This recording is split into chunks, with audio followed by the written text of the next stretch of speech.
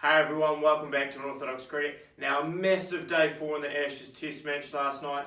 Huge day for Australia, and they really put their foot on the throat of the English. Now, the day started with the English really needing to make early breakthroughs, get rid of Steve Smith, get rid of Travis Head and start getting cracking on into the tail, but that's really not how it played out for the English. Now, the English came out with a bit of a new tactic. They tried to beam Steve Smith, what Moeen Ali did. Don't think it was intentional, but as you can see, it was around the head and he tried to swat that away, but that's an interesting one. But the day was dominated by Steve Smith, just such an extraordinary batsman. The shots he plays are just so incredible, all those whips, but he was also pulling out sort of back foot, front foot, cover drives, real West Indian-like flair, just incredible hitting, and it really just shows no matter what technique you have, as long as you watch the ball onto the bat and you trust your own game, you can really achieve anything.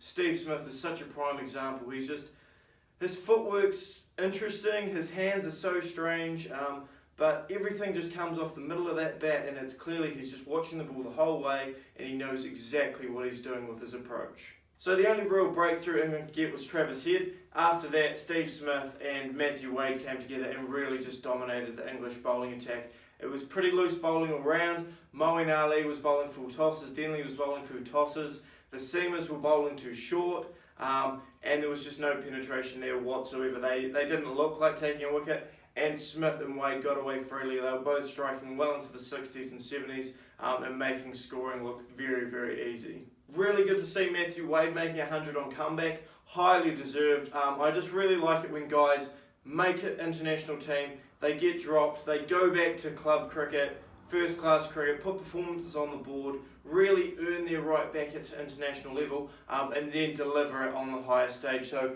really awesome for Matthew Wade.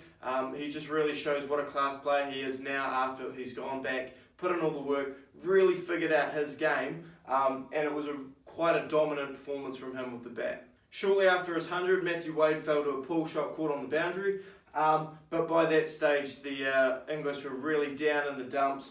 Steve Smith was still going strong, and then it really took just a bit of a loose shot from Steve Smith to get rid of him, so a full wide one from Wokes. Smith threw his hands at it and didn't quite get it, and he was caught behind. So that sort of gave the English a little bit of a sniff, maybe chasing around 250, 300. But then Patterson and Cummins came together, and Patterson hit the ball so cleanly.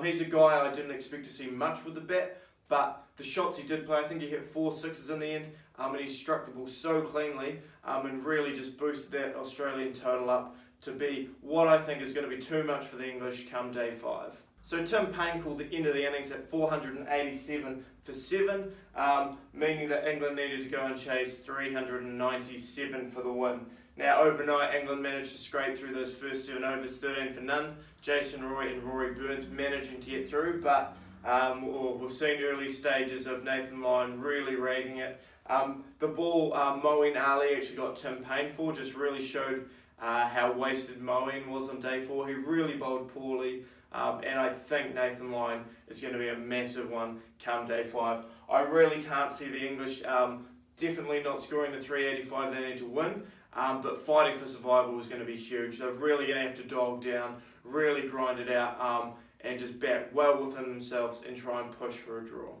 So a really interesting day of cricket. Great to see Steve Smith going back to back.